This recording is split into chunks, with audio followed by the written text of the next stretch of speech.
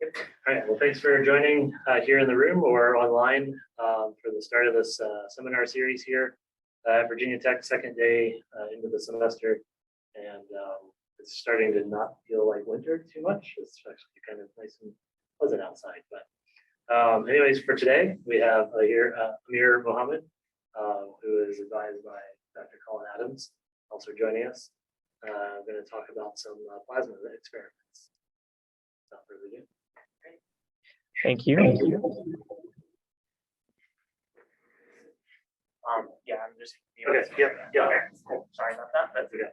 Yeah. Thank you. Yeah, I am a PhD candidate here at Virginia Tech, and I've been doing plasma science research with our experimental plasmas and propulsion laboratory. So today I will be talking about some experimental efforts to form and characterize shocks in multi-ion species plasma. I'll start by just giving a brief introduction to the motivation behind these experiments, as well as our setup and diagnostic overview, and then I will detail the results from recent publication that has identified shock layers in collisions of our plasma jets, and then we'll conclude by discussing some ongoing research to characterize multi-ion species plasma. Before I begin, I just want to thank the National Science Foundation as well as my advisor, Dr. Adams, for supporting this research. Okay, so a shock is a transition layer in a fluid where the properties of that fluid can change dramatically. They're the mechanism by which supersonic flows adjust to abruptly changing conditions along the flow path. With across the shock, there is a rapid deceleration of the fluid, accompanied by an increase in density and temperature. The structure of a plasma shock can vary or differ greatly from that of a gas dynamic shock. Hydrodynamic models that use or model interpenetrating ion and electron fluids show that the structure of plasma shock consists of an ion shock layer that is embedded within a wider electron thermal layer. And in this thermal region, the electron temperature tends to rise ahead of that of the ion temperature. And then further downstream of the shock, we see that the electron and ion temperatures then tend to equilibrate as a result of collisions. In this instance, the scale length for both this electron preheating layer and this equilibration layer is on the order of the ion-electron path of the plasma. And so for the picture for a hydrodynamic plasma shock is quite clear, but it is missing physics related to multi-ion species effects as well as kinetic effects, which are important for us to understand to get the full picture of what the structure of collisional plasma shock looks like, which is also important due to the various phenomena in which these shocks are present. One example is that of type 2 supernova explosions, which occur at the end of a star's life, where it undergoes rapid core collapse that results in the launching of radially outward propagating shocks. The structure of the shock affects the progression of the supernova event, and that is an area of active research. So that is one instance where having a comprehensive understanding of the structure of collisional plasma shocks will be beneficial to progress in this field. Perhaps more relevant to our discussion today, though, are shocks present in inertial confinement fusion implosions. In ICF experiments, a high-powered laser imparts energy onto a fuel capsule of deuterium and tritium fuel. This launches shocks that propagate through the fuel capsule and drives thermonuclear burn. Recent computational and theoretical models have predicted that due to the large gradients in plasma parameters at the shock front, that there could be a separation between ion species of different masses. This differential mass diffusion has been shown through computational models and simulations to occur in ICF implosions, where there is a separation between deuterium and tritium fuel components as the shock travels towards the center of the fuel capsule. This dephasing of ion densities among fuel components can degrade the fusion yield in ICF experiments, and has been postulated as one reason for the anomalies observed in experimental diffusion fields. However, to validate these simulations models, we need experimental data. And there have been very little experimental studies that have been conducted on plasma shocks that focus on probing the structure of plasma shocks. This is in part due to the temporal and spatial scales over which these shocks exist, which can make diagnosing and characterizing shocks difficult. There have been a few studies in recent years that have been published at Los Alamos National Lab that has indicated ion heating across collisional plasma shock and has characterized ion diffusion within the post-shock region. However, more experimental studies are needed to obtain detailed profile evaluation of collisional shock structures, which can then be used to address outstanding questions regarding the structure of the collisional shock and its role with regards to species separation and ionization processes. In our experiments, we have obtained high fidelity measurements of collisional plasma shocks to address these open questions. We do this by utilizing a pulse power plasma railgun, which provides an experimental platform that we can use to study the physics of colliding plasma jets. The railgun consists of two electrodes that are sandwiched between ceramic insulators. We pump in neutral gas in between the rails of the railgun and supply a 100 kiloamp current pulse across the rails with a ringing frequency of 30 kilohertz. This current pulse breaks down the neutral gas into a plasma, and the resulting J cross B force then accelerates that plasma out the muzzle of the gun and down the Z axis of a cylindrical vacuum chamber. We then utilize a suite of plasma diagnostics to characterize these jets that are emitted from our railgun. One of these diagnostics being interferometry. And so the phase shift that we can measure between a laser beam that passes through our plasma and a reference beam that does not is sensitive to the presence of free electrons in our plasma. And as a result, by measuring phase shift, we can infer the chord integrated electron density of plasma as it passes through our interferometer cords. We employ a data acquisition system with a sampling frequency of 60 megahertz and a heterodyne interferometer system to measure chord integrated electron density profiles that are temporally resolved throughout a single railgun shot. This diagnostic allows us to infer the densities of different features that are observed within our experiments. We then turn to fast photography to aid in the interpretation of our interferometer measurements. We employ a intensified charge coupled device that is capable of capturing emission in the visible and ultraviolet emission bands. The camera itself has an electronic shutter, which is capable of exposure times as low as 3 nanoseconds. This allows us to obtain temporally resolved images of the experiment, which allows us to visualize the progression of the shot sequence from the railgun. In addition, these fast photography images allow us to infer plasma length signals. We typically mount our camera on top of our vacuum chamber, such that we get a top-down view of plasma jets as they travel down the Z-axis of our chamber. When not used for imaging, the ICCD also serves as the detector for a survey spectrometer. And we utilize spectroscopy to measure line radiation that's emitted from the atoms in our plasma. We employ a spectrometer that has various diffraction gratings, allowing us to obtain dispersions on the order of 5 to 50 picometers per pixel. We also utilize a set of collection optics that enable us to collect spatially resolved emission spectra with a temporal resolution of less than a microsecond. This allows us to measure the evolution of line intensity across a single shot from our railgun experiment. Looking at a typical spectrogram, we see a number of lines that are of interest to us in our study.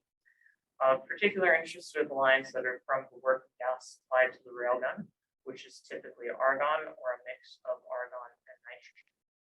Additionally, we also see a decent amount of impurity lines that are the result of ablation of railgun material during a discharge cycle.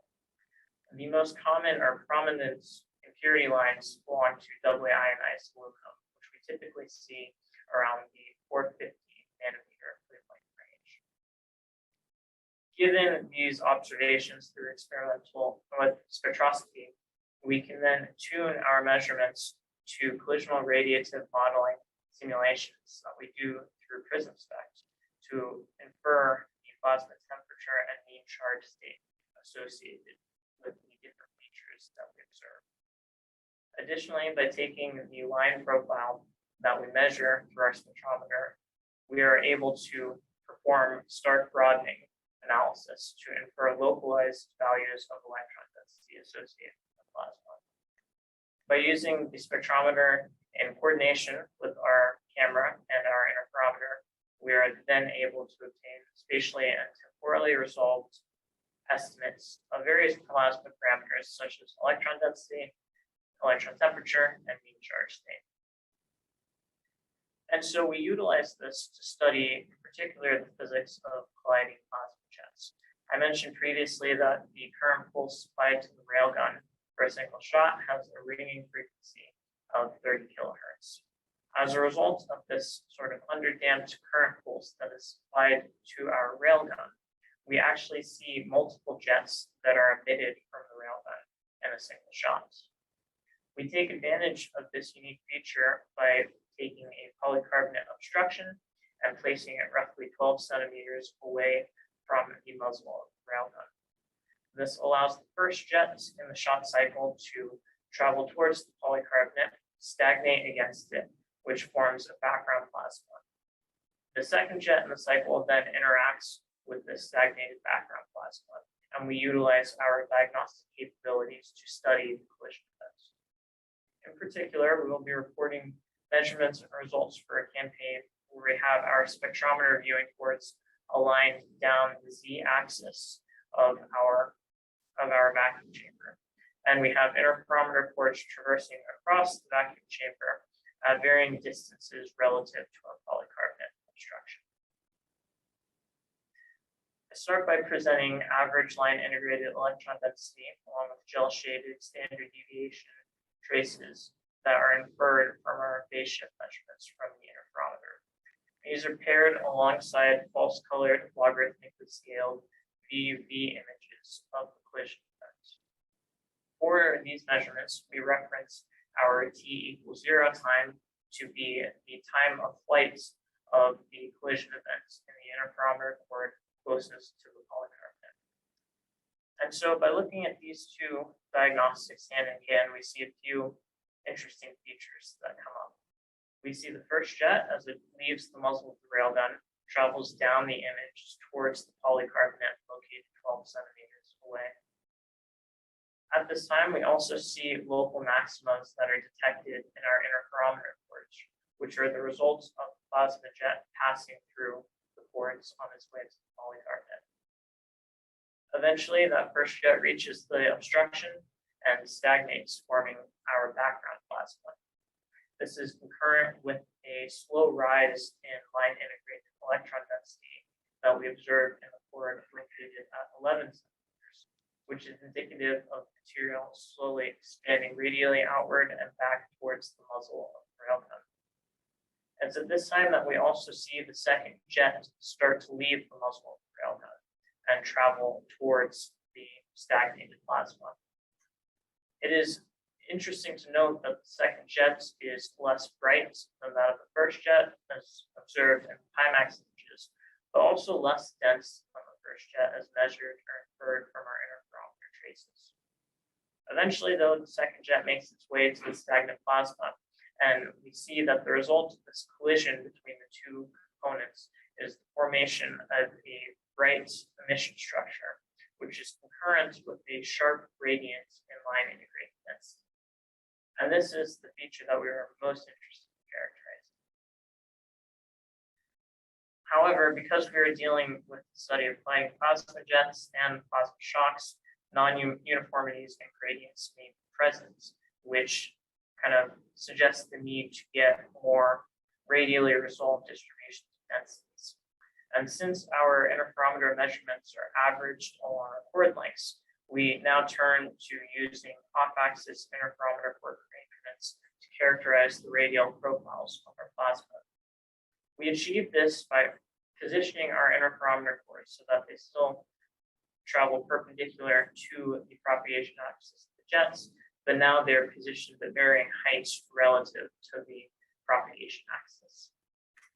These chords are assumed to be tangential to radial zones of constant density, which we'll use later on to infer full electron density profiles of our plasma components.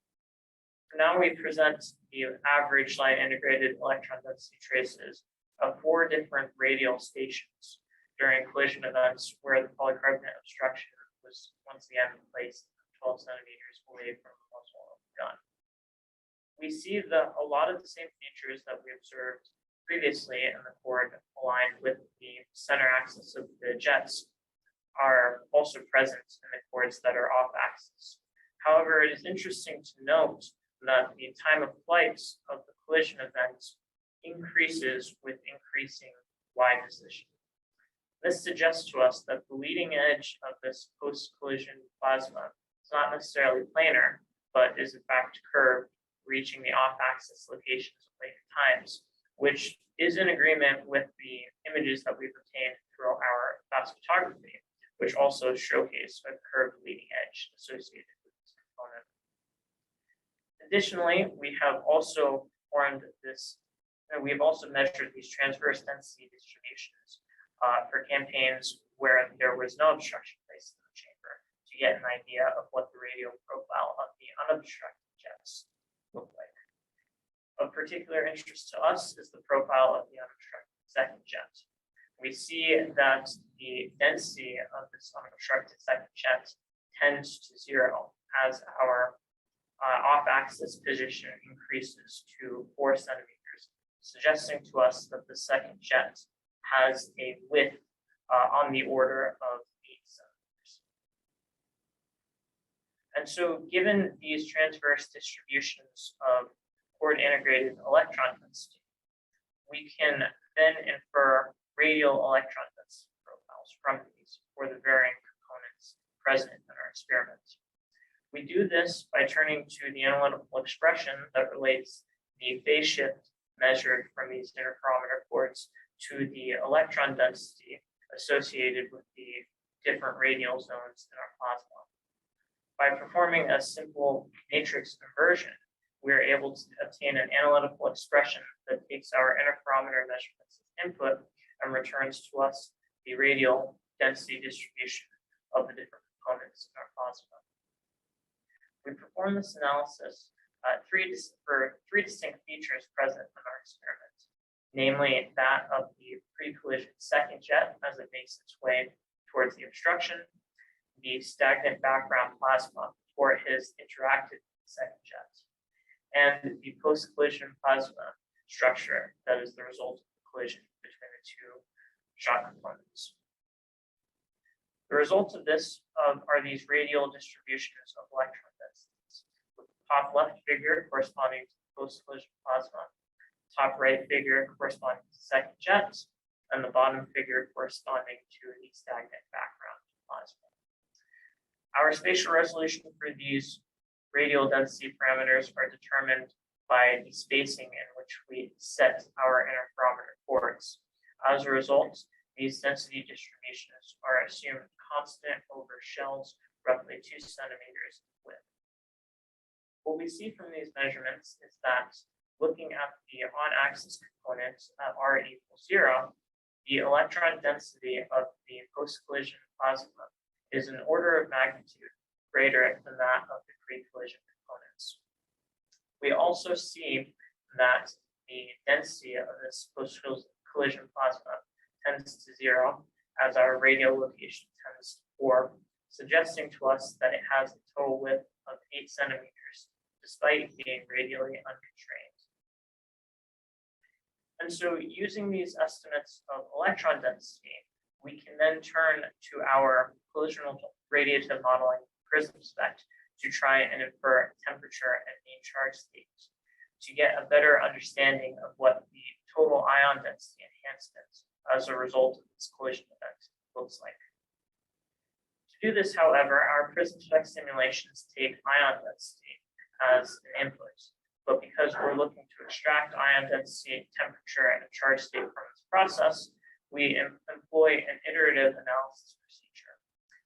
Given the electron density profiles that we have measured previously for our Hubble inversion, we initially assume that they are equal to our ion density profile for each shock component.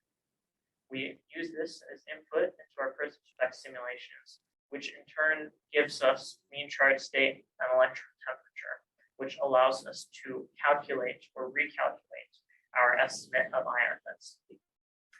If the value of ion density that we get at the end of an iteration is within 10% of the value that we inputted at the beginning of that iteration, then we declare that as convergence through this process and use the outputted values provided to us from the simulation.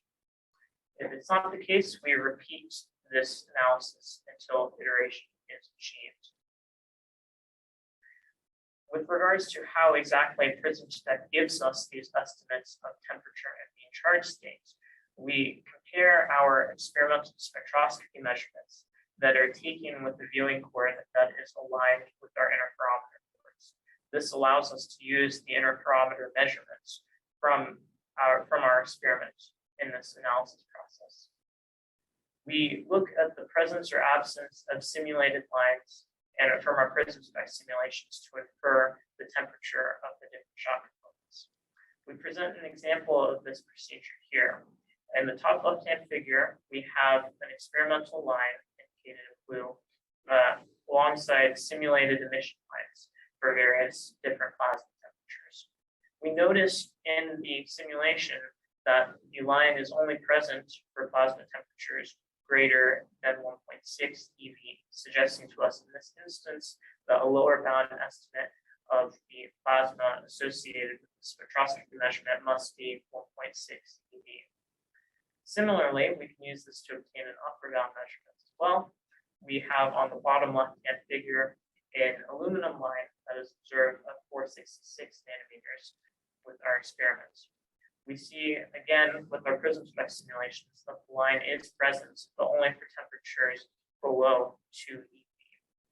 This allows us to obtain a bounded estimate of electron temperature for this specific instance as being between 1.6 and 2 eV. We utilize this methodology to obtain estimates of electron temperature as well as mean charge states for the three components that we have talked about previously, being stagnant background jet, pre-collision second jet, and the post-collision plasma. The results of which are presented in this top table. We see right off the bat that there's not necessarily a significant increase in electron temperature associated with collision events, as the temperature for all of these components stay roughly between 2 to 3 eV. Additionally, we also note that the mean charge state of all of these components is roughly within 1 to 2 eV. This suggests to us that that large increase in electron density that we have seen as a result of collision events is not necessarily due to ionization, but it's likely due to the second jet acting like a piston and instead just compressing and pushing material from stagnant background plasma back towards polycarbonate obstruction, which results in a compression of ions and electrons. We then look at the ion densities that we infer from this iterative procedure to characterize the total ion density enhancement that we see in our experiments. To do this, we characterize it as the ion density of the post-collision plasma divided by the sum of its pre-collision constituents. In the event that this parameter is greater than 1, this would be indicative of collisional shock formation. This is especially true in this instance because, as noted before, our experiment is radially unconstrained, and therefore, because it's a 3D problem rather than a 1D problem, any density enhancement that's greater than 1 here would be indicative of shock formation, which we do see. We see that the density enhancement for this obstruction case lies within 1.3 to 1.8, which suggests to us that jet interpenetration alone could not account for the density enhancement that we see. And so now we turn to our spatially resolved spectroscopy diagnostic to further study the post-shock region in more detail. We do this by looking at shocks where this post-shock material is being captured along our spectrometer viewing cords, which enables us to obtain spatially resolved profiles of various plasma parameters. One profile of particular interest to us is spatial or more localized measurements of electron density inferred for stark broadening. And essentially, given any line emission that we measure from our spectrometer, the analytical form for that line profile follows that of a void profile, which is denoted as a convolution of a Gaussian and Lorentzian profile. The full width half max of the associated Lorentzian profile is of particular interest to us because that full width half max is in fact proportional to the plasma electron density. So therefore, by taking line emission measurements from our spectrometer and deconvolving the void profile to obtain the Lorentzian parameter, we can infer a more localized measurement of electron density than was previously achievable through our oval-inverted interferometry measurements. There are two ways that we go about doing this. We do this by traditionally fitting our line profile to a void profile in wavelength space and extracting the Lorentzian component from that fit. However, we also turn to a second method to check ourselves as well. In Fourier space, the Fourier transform of a void profile is the product of the Fourier transform of Lorentzian and Gaussian components. So we also fit our line profile in Fourier space, and this gives us an independent measurement of the Lorentzian full width half max as well. Now, both of these fitting methods have their pros and cons. For a single shot, I've showed a sample void fit to a singly ionized argon line in wavelength space on the left, accompanied by its corresponding Fourier fit on the right-hand side. The wavelength space, it can be sensitive to noise. So if we have a noisy emission spectra, the fit would suffer as a result. However, it is relatively insensitive to the sample size or the number of data points that we input into this fitting procedure. On the other hand, the Fourier fit, analytically, the fitting expression is much simpler than that of a convolution. And it is also less sensitive to noise in our data set as you use spectral filtering to account for that. However, the Fourier transform fit is sensitive to the sample size of our data set. And so we run both fitting procedures simultaneously with one another to obtain independent measurements of electron density. And the agreement or disagreement between these two methods will allow us to better interpret the results from this analysis. The results of which are shown on the following slide, which characterizes the gradients in electron density that we see as a result of this fitting parameter. We see for the obstruction case located at 12 centimeters that we have spectrometer viewing cords located with a shell of roughly 6 millimeters, covering a region from 10.5 centimeters to 11.7 centimeters. We see that along this region, there is a gradient in electron density with the gradient scaling of at most a centimeter that is observed. We also see that there is relatively good agreement between the wavelength fit and the Fourier fit for the viewing cord closest to the polycarbonate obstruction. However, we see that for the cord farthest away from the polycarbonate obstruction, that there is a little more disagreement between the Fourier fit and the wavelength fit, and that is likely just a result of the fact that farther away from the polycarbonate features are a lot less bright, resulting in more noise in our emission spectra that we mentioned that our wavelength bit is sensitive. However, we have noticed that the interferometer, the oval inverted interferometer measurement that we achieved at the same location is very close in value to the Fourier space bit, which gives us a lot of confidence that both the gradient that we observe across the spatial region, as well as the electron density inferred to us through the spitting process. This gradient also suggests to us that there is additional compression of material that takes place beyond this 11 centimeter station.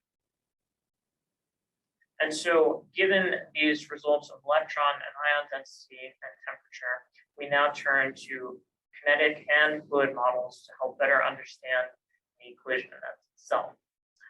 First, we look at kinetic models, more specifically that of jet interpenetration. So we calculate the length that a test particle from the unobstructed second jet would stream through that of the stagnant background plasma before it becomes collisional. The results of this analysis are presented here, where we see that the penetration length is less than the kind of 1 centimeter thickness of this post-shock structure, which suggests to us that the interaction between this second jet and stagnant first jet is in fact collisional. Additionally, we look specifically at that of the post-shock material to infer the mean free path of ions within this plasma. We do this by modeling a test ion from the post-shock plasma as it travels and collides with various ion species within the post-shock region. This, once again, we see that the ion-ion mean free paths of the shock-compressed plasma is on the order of microns. This is significantly less than the roughly 1 centimeter thick post-collision plasma structure, which suggests to us that the ions are very highly collisional. The results of both of these models and analysis shows us that we are dealing with a collisional plasma shock, but the interpenetration lengths in particular show or reinforce the theory from our density enhancement measurements, which is that the second jet, instead of simply streaming through that of the stagnant background plasma, it acts like a piston, pressing against the background plasma and pressing it towards the polycarbonate. And so, as mentioned at the beginning of the talk, we're in particular interested in studying the role of differential mass flux in plasma shocks and seeing if we can observe any species separation between different ion components in our plasma. The theory for differential diffusive mass flux is well documented in literature, and given a fluid element of a plasma, we can take the gradients from the pre to post-shock region across that fluid element and use the analytic expression at the bottom to characterize the diffusive mass flux of the various ion species. It's clear that diffusion is driven by a few mechanisms from this expression. In particular, we see that diffusion can be driven by the gradient and the log of total ion pressure, which is denoted as barodiffusion. It can be driven due to any ambipolar electric field that is present within our plasma, and it can also be due to gradients in the log of our ion and electron temperatures in our plasma, and this is known as thermodiffusion. These corresponding K coefficients in front of these diffusion parameters they characterize or they quantify the strength of each diffusion mechanism relative to one another. The Kp and the Ke terms, so the diffusion coefficients for barodiffusion and electrodiffusion, have very simple analytical expressions because they are thermodynamic quantities and do not require a collisional model to calculate. However, the corresponding thermodiffusion coefficients, the Kt terms, they do require a collisional model to calculate, and as a result, an analytical expression is not necessarily available to compute. So first, we take a look at the plasma parameters that we have measured for the obstruction case of 12 centimeters, and we look in particular at the various strengths of the different diffusion mechanisms present. We We first look at the ratio of the barodiffusion coefficient to the electrodiffusion coefficient, the results of which show us that electrodiffusion and barodiffusion reinforce one another. The positive sign convention indicates that they act in the same direction. We then look at the total baro and electrodiffusion terms, the ratio of those total terms. By terms, I mean the product of the coefficients and their gradients. We see that the barodiffusion is much stronger than that of electrodiffusion. And I should mention that for electrodiffusion, we do quantify that ambipolar electric field, that gradient in plasma potential, as being proportional to the gradient in electron temperature that we observe through our spectrometer measurements. But as we see from in this result, and this indicates that barodiffusion is much stronger than that of electrodiffusion. Now we turn to thermodiffusion. Because the thermodiffusion coefficients are much harder to analytically calculate, we simply look at the gradient of the logs of pressure and temperature to get an idea of what the strength of these mechanisms relative to one another can be. This suggests to us that, once again, barodiffusion does tend to dominate over thermodiffusion, which shows that due to the large gradients of density that we observe in our experiment, that barodiffusion is the most likely driver of diffusive mass flux in our experiment. And so, just to summarize the results of this campaign thus far, we've been able to identify collisional shock formation, looking at collisions of argon plasma jets. We are able to obtain, through stark broadening of our argon-2 lines from spectroscopy, localized measurements of electron density, which suggests a gradient scaling much less than 1 centimeter. We are also able to infer through our prism spect analysis an enveloped temperature range that provides us estimates of temperature within about 0.4 eV. And so, given these results and these current diagnostic capabilities, we have improved upon them drastically for our present experimental campaign that is currently ongoing. First off, we have started to look at the collision between jets that include a working gas of argon and nitrogen. Now we feed in gas to the railgun that is 90% argon and 10% nitrogen by molar fraction. This is done because our fluid results suggest to us that barodiffusion is the dominant driver of diffusive mass flux in our experiments. And so, by introducing additional ion species into our experiments, this allows us the opportunity to probe the structure of a collisional multi-ion species plasma shock and look for the prospect of species separation at the shock node. We also turn to look particularly at distances much closer to that of the polycarbonate obstruction. Before, we had interferometer cords placed at 11 centimeters, so 1 centimeter away from the polycarbonate. Now we have placed cords as close as 4 millimeters away from the polycarbonate to get an idea of what the electron density profiles of the post-shock material looks like closer to the obstruction.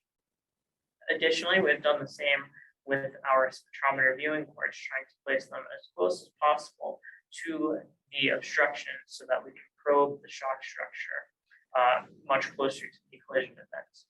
We are able to position our spectrometer viewing cords such that they are 3 millimeters away from the obstruction location. We present here the average line integrated density and gel shaded 1 sigma standard deviation inferred from our interferometry measurements for collisions of argon and nitrogen jets. In this instance, we like I mentioned, we have our interferometer cords positioned at 11.6 centimeters, but we also keep a cord at 11 centimeters as well. We see that a lot of the same features that we have observed previously when looking at argon-only collisions are present, and we also observe at 11.6 centimeters that sharp gradient and electron density that takes place that also suggests to us collisional shock formation as a result of the interaction between the second jet and stagnant first jet in this regime. In particular, though, the spectrometer results that we have been able to obtain are of great interest to us because we have been, as mentioned before, we are probing distances much closer to the obstruction location, 3 millimeters away, but also we are seeing much brighter impurity lines in this data set, namely the aluminum, the doubly ionized aluminum lines. We see that they're consistently bright at any time throughout the shot sequence that we probe with spectroscopy. And this provides a very unique diagnostic opportunity to us because before we were using argon lines to start broadening, but we see that the impurity lines, they're relatively bright as given in the sample spectrogram, but these aluminum lines of 453 nanometers are also very sensitive to electron density, meaning that we can resolve gradients in electron density through stark broadening, with much better spatial resolution than we had previously. Before, when we were doing stark broadening for argon lines, we had to look at the electron density over viewing cores that were roughly 6 millimeters in length, due to the fact that the argon lines were not necessarily very bright during the times of interest in the experiments. However, given the sensitivity of aluminum lines to electron density as well as the relative brightness, this has allowed us to redesign our spatially resolved collected optic systems such that we are inferring electron density through stark broadening over viewing cores that are roughly 1.7 millimeters in length, which is significantly smaller and allows us to resolve very fine gradients in electron density. From the sample shot, where we have the stark inferred electron density alongside standard deviations given from confidence intervals returned to us from our fitting processes, we see that over a roughly 6 millimeter spatial range, we see the electron density almost double over that spatial range. In addition to more resolved estimates of electron temperature, the aluminum lines also afford us the opportunity to obtain better or more precise estimates of electron temperature. As you can recall from the prism spec simulations, we were obtaining kind of enveloped measurements within a 0.4 eV range. However, the ratio of various aluminum lines in our plasma are primarily sensitive to electron temperature. On the left-hand figure, I am showing basically simulated line ratios obtained through collisional radiative modeling simulations of prism spec for varying ion densities, plasma jet compositions, and plasma temperature as the x-axis. What we see is that the ratio of these two aluminum lines of interest to us at 448 and 453 nanometers are primarily sensitive to variations in electron temperature. There's not necessarily a lot of change in these ratios when we consider different compositions of plasma jets or differing ion densities. And so, given experimental measurements of line ratios between different aluminum lines, we can utilize this model on the left-hand side to infer from these ratios the distribution of electron temperature across the post-shock region. And a sample of that is provided on the right. In this instance, we see that the temperatures of post-shock material are roughly kind of between 1.6 and 2 eV, but we can resolve a change of 0.4 eV over a spatial range of 6 millimeters, which is a drastic improvement over the previous analysis where we were using prism spec and getting these kind of enveloped values or estimates of electron temperature. And so to conclude, during my time here at VT, we've developed a railgun-based plasma jet experiment that has been used as a platform for studying physics of colliding jets and collisional plasma shocks. Recently published results that studied the collisions between jets of argon are consistent with that of collisional shock formation. And presently, we've been working on studying multi-ion species plasma shocks to understand the role that species separation and ionization processes may play and on the structure of the shock. Through our ongoing experimental campaign, we've been able to resolve gradients and local plasma parameters on millimeter spatial scales, and as a result of this increased resolution in our diagnostics, we are now actively analyzing these experimental data sets to characterize the role of species separation at the structure. These results have the potential to shed light on never before observed shock structures driven by classical diffusion of ion species, and can be used in the future to benchmark physics models that are relevant to shocks present in both astrophysical scenarios, but also inertial confinement fusion implosions. And with that, I will conclude my presentation and open it up to questions.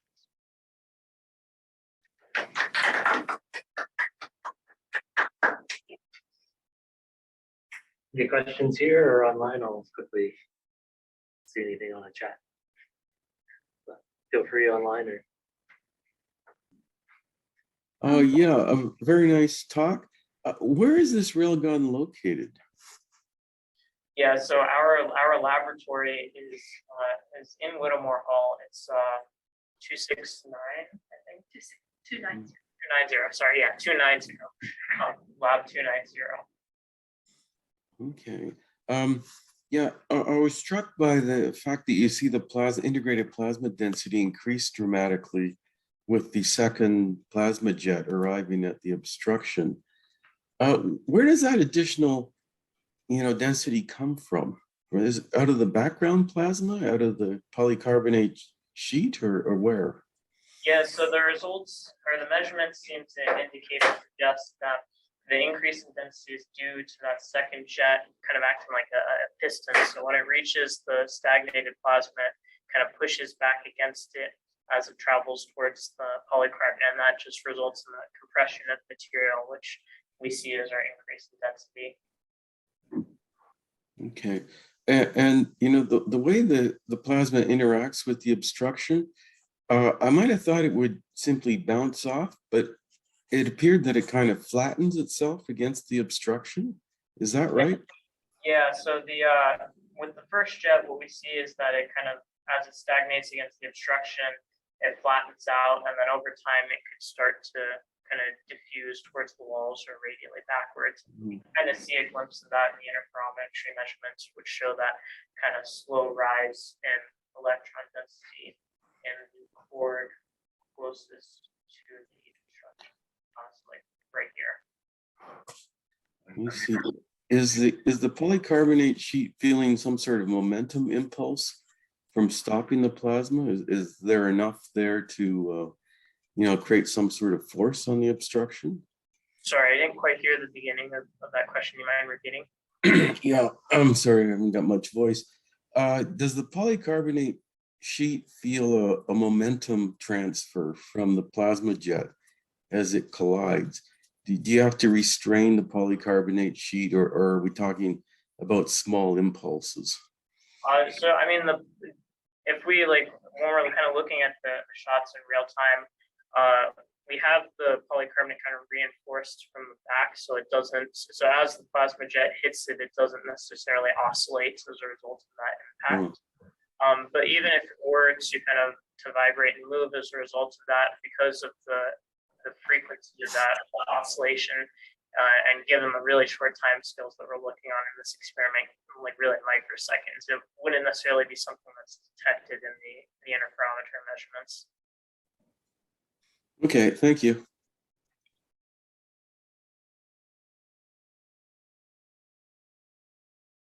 Other questions? Yeah, I have a question just about taking a step back and what the studies of argon plasma stuff is relevant to. Are you doing it for the sake of the physics, or is there a engineering application for this development? Or I might have missed that in the beginning of the presentation since I arrived late. No worries. Yeah, so primarily it's the physics of us is of interest because of a lot of the work being done in inertial confinement fusion, for example. There have been a lot of computational studies that have suggested that in inertial confinement fusion experiments where kind of shocks are present and traveling through fuel that consists of deuterium and tritium, that the gradients of the shock front may drive separation between the deuterium and tritium at the shock front. So we're doing this experimental campaign to hopefully study the role of kind of diffusive phenomena at the shock front, which could potentially be used to benchmark some of these simulations that are being run for fusion experiments. Okay, so it's like you're trying to do experimental things to validate some of a lot of the simulated work that's currently out there. Exactly, yeah.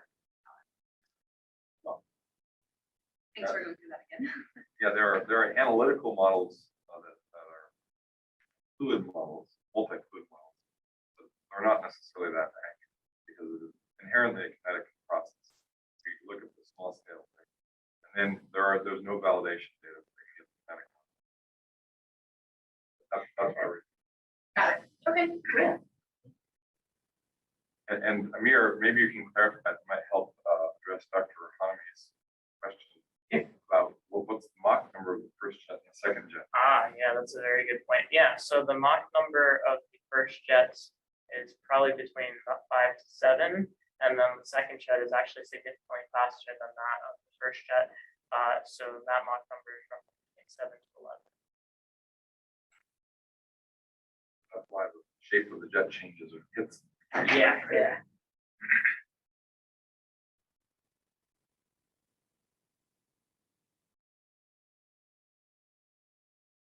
I'll ask the simple, maybe follow-on question. I think I followed the experiment setup. Is there a reason why?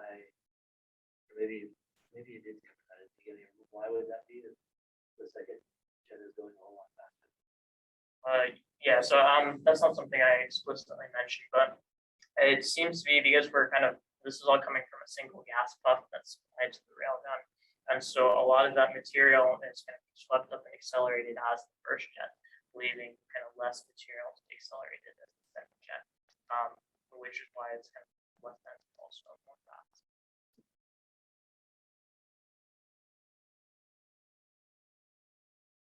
That's something that was expected, or just happy? I guess I wasn't here when the current pulse or the pulse forming networks railgun was developed. So it was sort of expected, but it was a happy accident. Different experiment I worked on a long ago. Okay.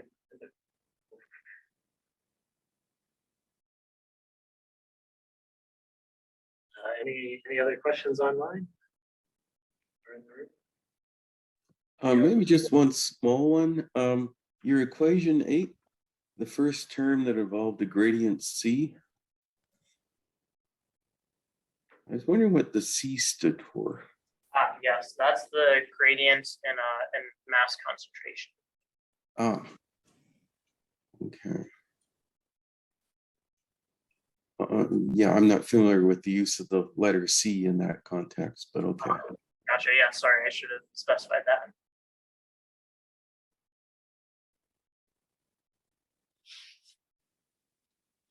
Okay. Anything else? If not, we'll conclude for today. Thanks for everybody for joining. We'll have another seminar in 2 weeks, and actually, we've already got a speaker lined up for that one. Vincent, we'll talk. But otherwise, everyone have a great day.